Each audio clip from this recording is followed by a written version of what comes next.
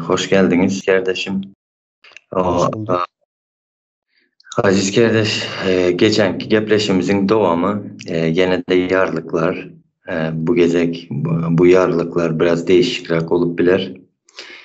Şimdi bu kaysi yarlık diyseniz, bana mesela teze Türkmenistan'ı kuralım deyip yürüyen ildeşlerimiz vardı Ağla'da edip. Şu ildeşlerimize, bizim özümüze de kendi şu sözlerle, yarlıklarla karşılaştık mesela. Yurdu yamallama, ben söyledim. Ya da yurdu düzeltmek sana mı kaldı? Yani şu ikisinin üstünde şu gün birazcık kıskarak şekilde gepleşik edelim.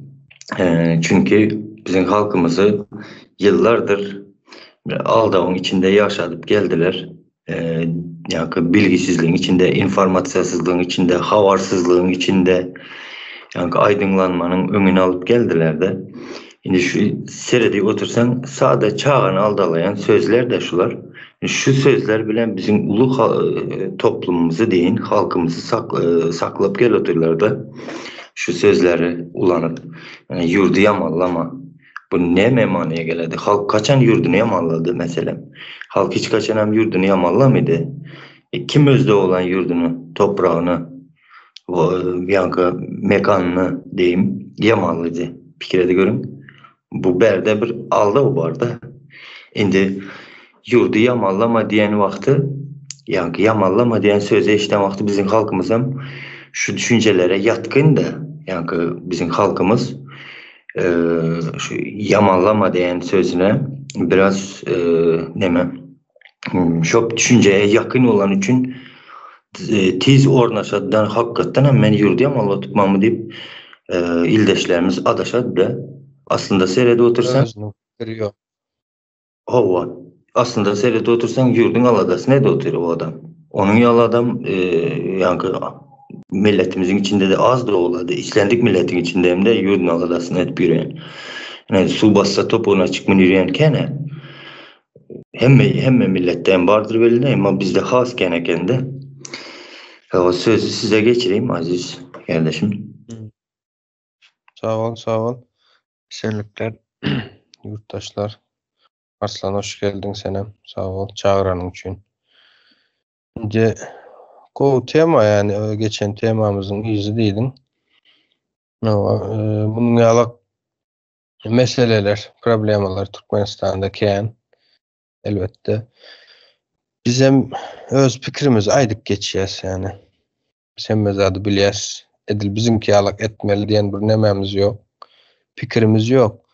Yani men isleyen bizim yalak çıkıp öz aralarında hukman neme çıkmasalar ya da mümkünçilik olsa YouTube'a çıkıp şu yurdun problemalarını dile getirip başlasalar yani bu bizim hakkımız ütkeşik bir neme değil. Yanlış bir zat değil ediyen zadımız. Gepleme hakkımız vardır ha. Doğru mu? Şimdi neme deydin de yurt düzeltmek sana mı kaldı diye. O zaman nemesini aytmalı da yani alternatif değil ya. Böyle bana kalmadık olsa ya da Arslan'a kalmadık olsa onda kime kaldı? Yani yurt şuat kuğu mu hem mezat gülağınlık mı diyen sorular çıkıyor da. Yurdun neylek yağdaydalığını neyl kınçlıklar görüp veremizin de bilmezçe vakt yani biler yalak vakt buldum kaldı yani yurdun problemalarını bilmedim. Yani ne manaydık geçtin de sen yurt yurdu düzeltmek size mi kaldı? Son yeniden bir zat ayttın ha beyleksi. Umuman Yurdu yaman. Yurdu yamanlama ne doğru. Yurdu yamanlama diyen vaktimiz hani nemen gözüne tutacağınız yani biz yurdu mu yamanlayas. O andi hakikatlar aytmak yurdu yamanlamak ya da gizliyin mi yaşamalı? Gizli mi yaşamalı yani? Diyen sorular çıkıyor da bunların soruların cevaplarını verseler aydayan adam.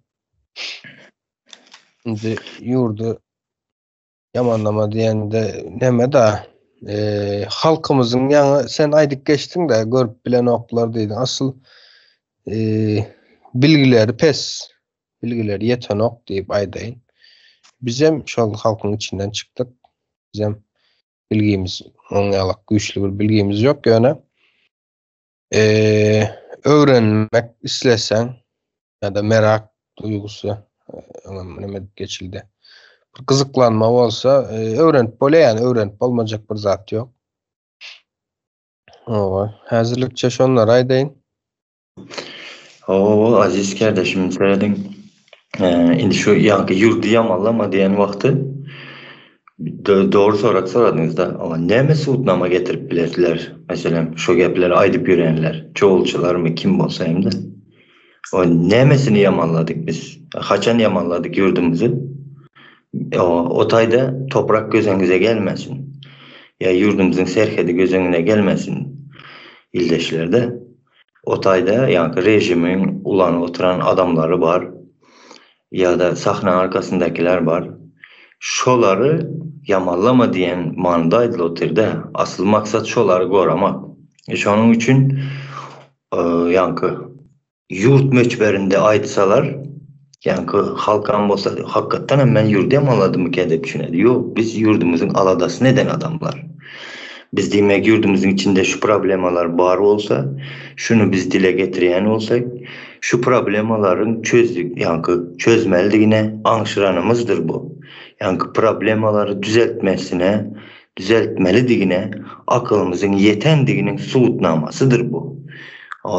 Şükür edip mi yaşayalım? Yani şu neçeli sorasa yaxşı değil ya. Kime sorasan yaxşı dedi.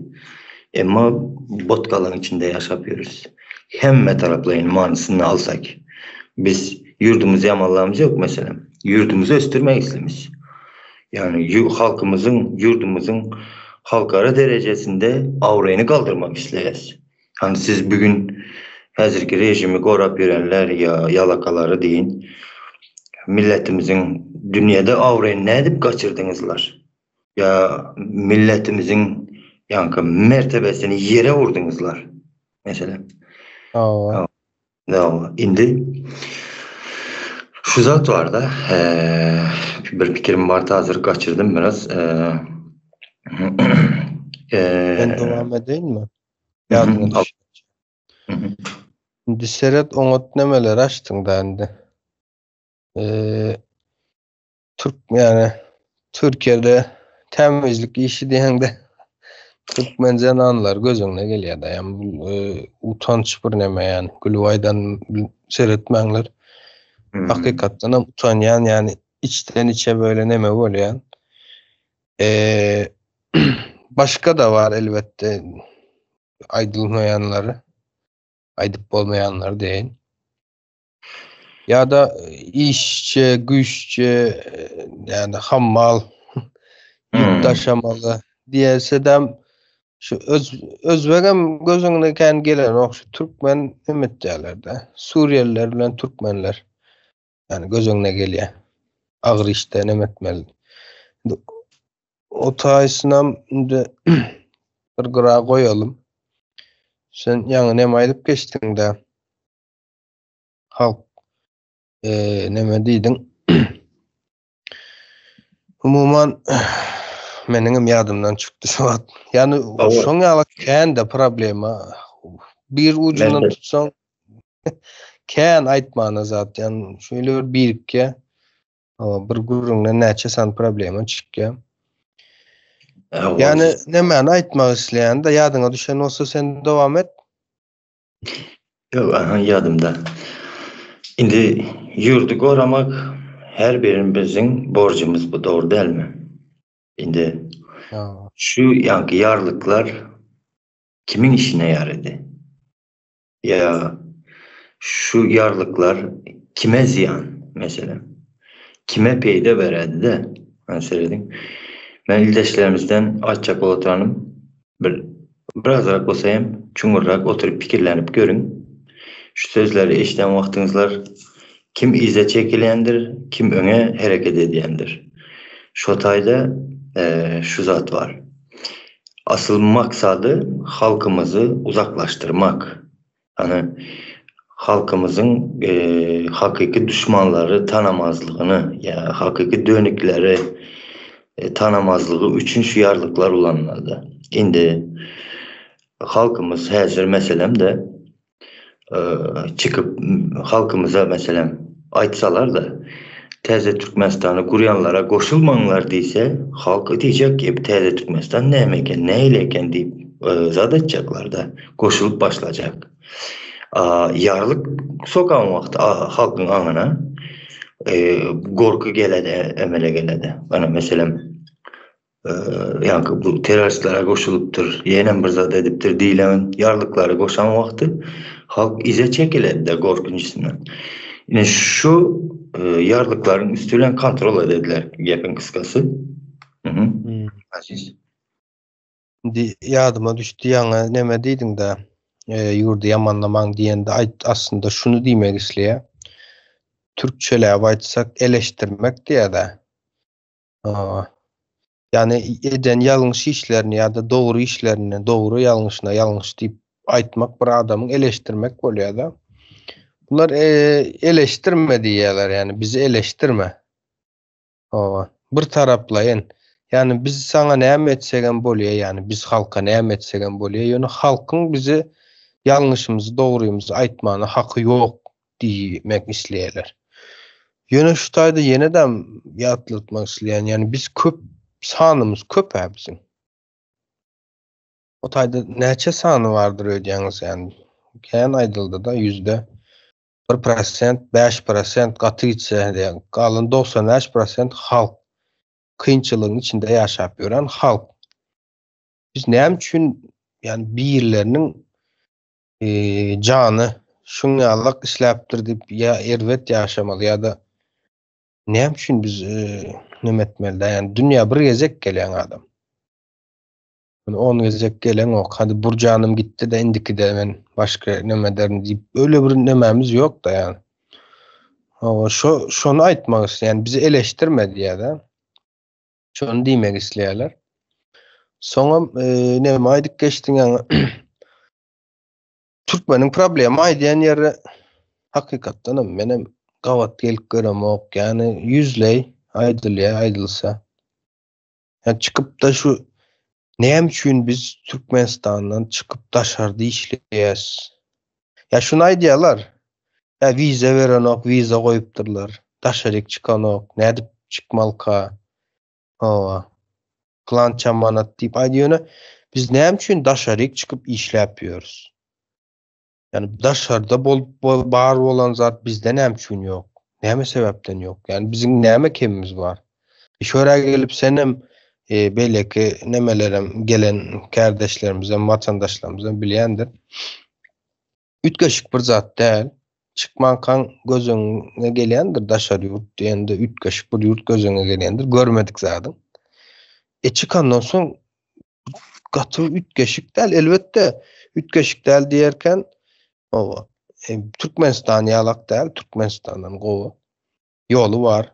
İzi var. O adamlar nemeli hormat koyuyorlar sen taş vidine geyin gecimine kirli nemene seredip del.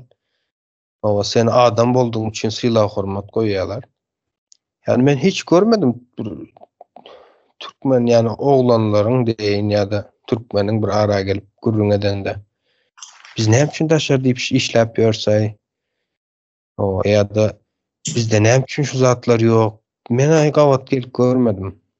Şu çayxanadan başka çayxanada gurrun ediyas gurrun ediliyor da. Näme sebepden bolýanly. Aýdyp boldum. Indi şu var da Yanka, yurdu düzeltmek sana mı kaldı? Indi seredin bu tayda adam seredip otursan özüne de hakikaten hemen bir özüm näme edip bilýän. Diyen Yanka derrew şu pikiri gelip senem ize çekilmeli de.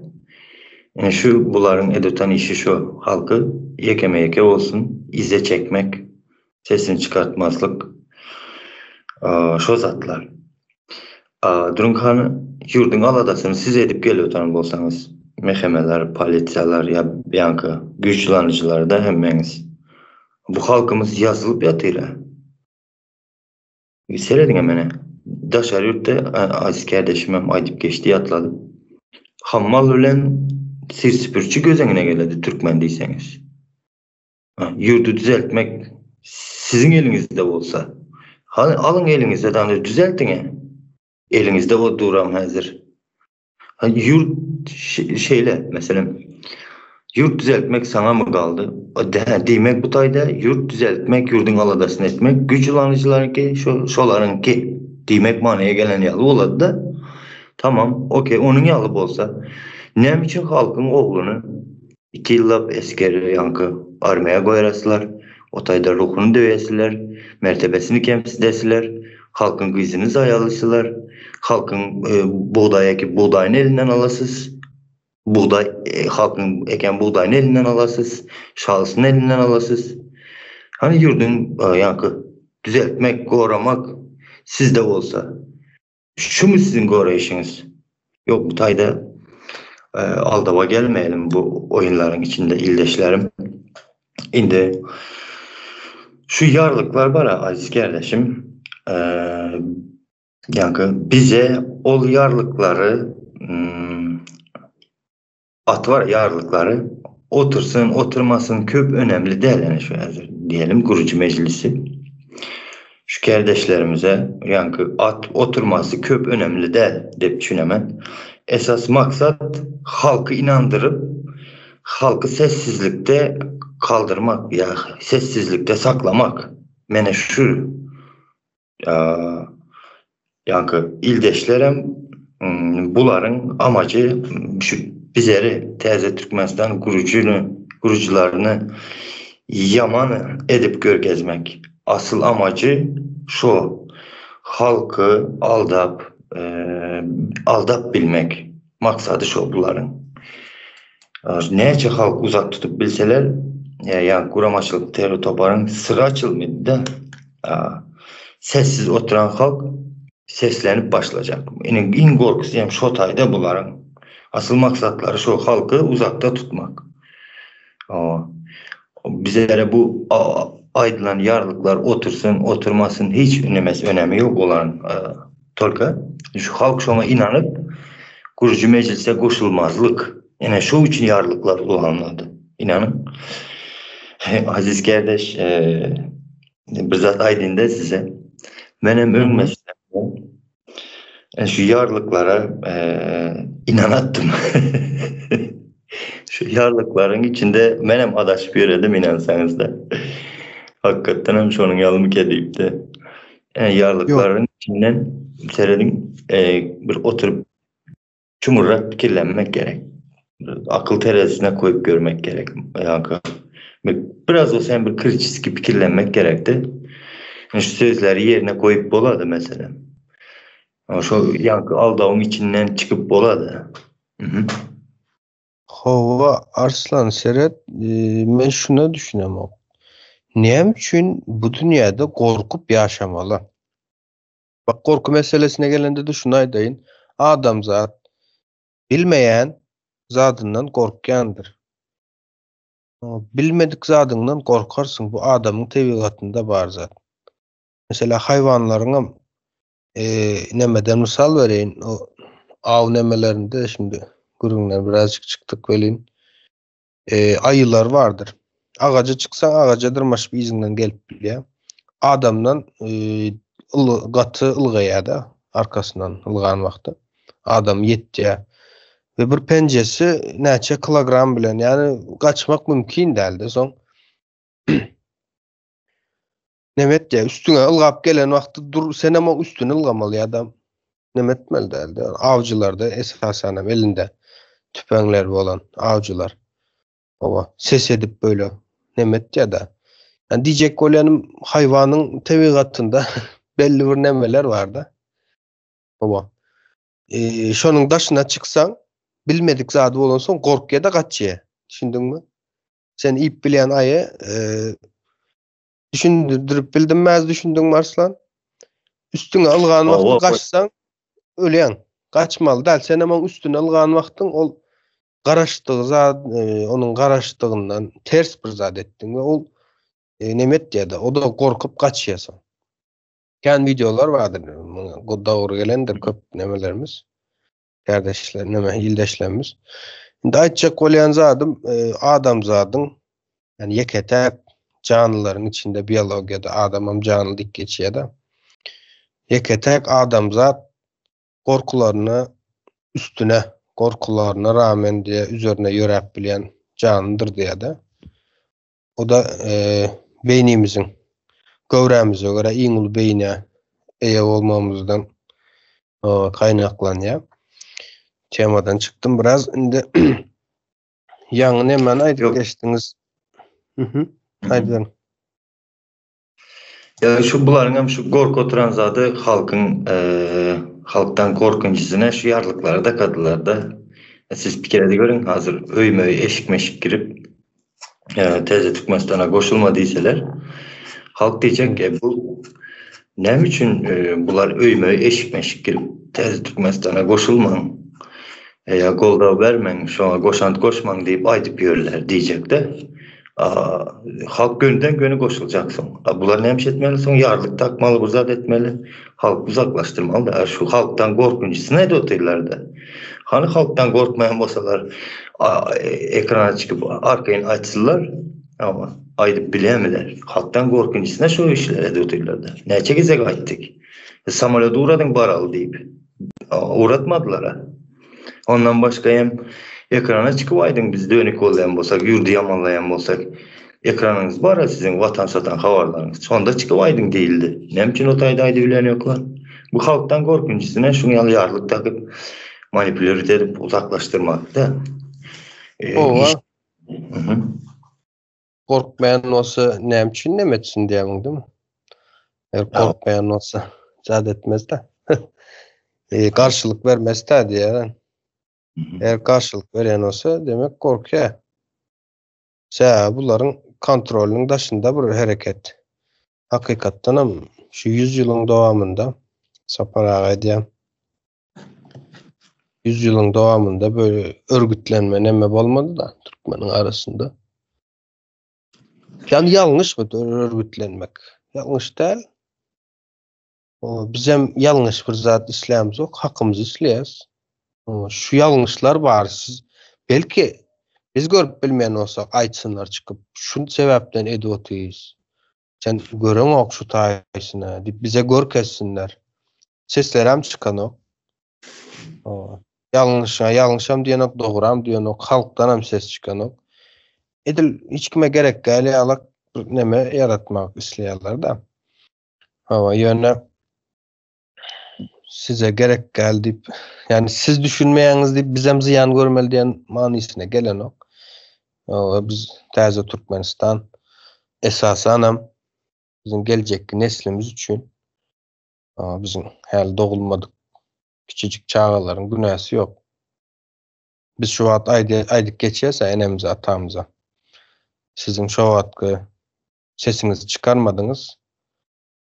Indi bizlere galdy. Bizler etmeli. Bizim hem çağalarımız bize aitmasın. Çağat sesini çıkarmadım. Yani o vakt yağda yütkecek. Yani çağalarımız güler üstümüzden ya. Utanmalı. Utanarız. Geplep bilmez. Eğer etmedik olsak yani. Ben şunun için mesela ertesi bir gün benim çağam aktığım. Şu vakt şuna hareket bolupdur. Sen ne ettin deyip soran vakti. Benim elimden şu cihazı geldi. Şunu edip bildim deyip aydıp bilmek için. Ama şu wagt iň azından bilsem bilmesem gepleyen. Halkımıza geplemeni çağırýan da. Yani gepleşdikçe açılıp yanlışlar, doğrular açılıp näme doğru, näme yanlış. Belki biz yanlış yoldan varýandyr. Pikir neme olarak yani şu an aydıp veren nemelerimiz belki yanlıştır. Çıkıp aytsınlar bize yanlışını. Yarlıklarımıza eken aziz kardeşim. Şu an için biz doğru yolda. Onaya garanti. Indi şu taýdaşlar halktan korkunçsuna şu zatlardan korkadılar da halktan. Yani halka eden şunca yıllık eden dönüklükleri var. Şoların üstü açılmağından korkadılar. Bular yurduna dönüklük ettiler de nişondan korkadılar. O özlerinin yankı çağalarının önünde maskara olacaklar. O hazır olar güçlü ata, geroy ata, yankı başarcan ata, pul taparman ata olup yerlerdi. Şoların hemmesi puca çıkacak. Eden dönüklüğü. O bir yurda da dönüklük ettiler de. Halka bütün yurda dönüklük ettiler. Şoların üstü açılacak. Şo korktular. Yani yetik buların aziz kardeşim. Arslan, Hı hı, sözün böldüm bağışla da gitmeyen karşınay deyin. hı hı. Bizim şu geroy deyip ya da hazır gün görüp görenlerin sanından kıyın gün görüp o çağalar üçün geroy bolu bilmeyen gidip öz nasip ne bileyim yani başka zatlar edip gören adamın sanı köpe. Ya Doğru o. mu? Hı hı, Ya bu adamların sanı köpe neyem için sesini çıkarıp bilmiyor. Men şundan görýän de näme üçin sesini çıkarıp bilmiyor. Gopukluk var yani gopukluk diýenim bağ yok. Misal üçin bir owada ýaşasaň owa gara bilen tanaýan her kimi. Her kim bilen bir nemäň bolar, dogrymy? hı hı. Tanış, biliş, dost, ýar diýin. O bağ bolar yani garyndaşlaryň bilen, dostlaryň bilen, ýarlaryň bilen.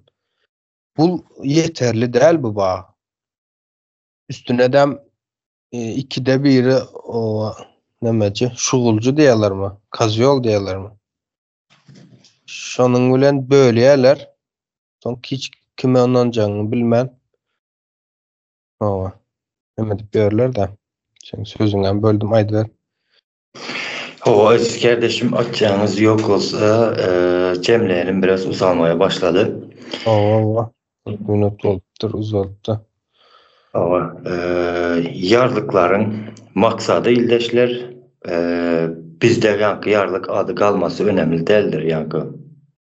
Esası sesini çıkarmaya oturan halkın sessizliğini bozup rejime karşı çıkması. Şo için yarlık takıladı. Yarlıklarım korkutucudur, ürküzücüdür. Garaz yankı sözün nemesi bilenem, badı bilenem, şu halkı sessizliğinde tutup bilirler. Oturun, oylanın, fikirlerinin illeşler yurt hemmemizinki gelecek, hemmemizde de yaş nesilimiz var, enatamız var. Ama gerek mi yurt bizlere ya buların aldavına inanıp oturamız mı? Çöngeyip yani gara kulu olup ya teze öylentiren ol bizi gelmeyen başka birinin oyunda işledip yöre. Garaz bu zatlardan çıkmanın yolu yani kurucu meclis yarlıklardan çıkmamız gerek. Yarlygyň yarlyk boldugyny bilmegimiz gerekli. Bu yarlyklar näme üçin takýanlaryny düşünüp bilmegimiz gerekli. Sağ ol. Bu bize yarlyk dakan wagtda näme üçin bu yarlygy dakdy, şunun arkasyny görüp bilmegimiz gerekli. Yani bunların hemme oyunlarynyň hemmesini görüp bildikde bilen günümüz, bilen wagtymız hiç bir gorkulu däl bunlar bizim üçin yani düşündiňmi? Düşmanyň hemme edip biläjek nemelerini bilseň yani korkunç däl ya da bir iş eden wagtyň hemme etmeli zatlar bilseň korkunç däl ya da kıyın däl diýeň. Haňsat bolýar. Yani bilmek bilen neme deyin. Esasy zat bağ gurmak, bilmek, öwrenmek. Elbette kıyındır. Bizim üçin hem kıyın. Hemmemiz üçin hem kıyın. Hemmemizden bir neme de ýöne bir ýoluny tapyp etmemiz gerekli. Yani gowy ýaşamak isleýän bolsak kıyınçylygyny, gara zahmetini hem etmemiz gerekli. Haçan eden wagtymız hözirini diýen peýdasyny görers. Men aýdyp boldum. Sen sözüňler bolsa, ýok bolsa jemleýäs. Aziz kardeşim sağ olun. Yani yurttaşlık borcunuzu özünüzden bilip yerine yetirmeye geleniniz için sağ olun ildeşler sizem soňraça dinleýäniniz için. O komentarlarda başka yine de yarlıklar var olsa bellep geçin. Şu yarlıklı sözleri avlap yürüz deyin benim. Sağ olunlar. Ova bar bolsa yazıp geçin. Bizim gözümüzden kaçanlar bar bolsa ya da sizin pikir ettiğiniz şulan bar deyip gözünüze getiren yarlıklarınızı yazıp geçin. Hemmesini bir-birden çıkarıp öğrendikçe nemet diyes, özümüzü geliştiriyes. Özümüzü geliştirsek hem gowy ýaşaýas diýen kıskaça. Sağ olun. Size Arslan. Sağ olun size. Sağ olun ildeşler. Ya, sağ olun.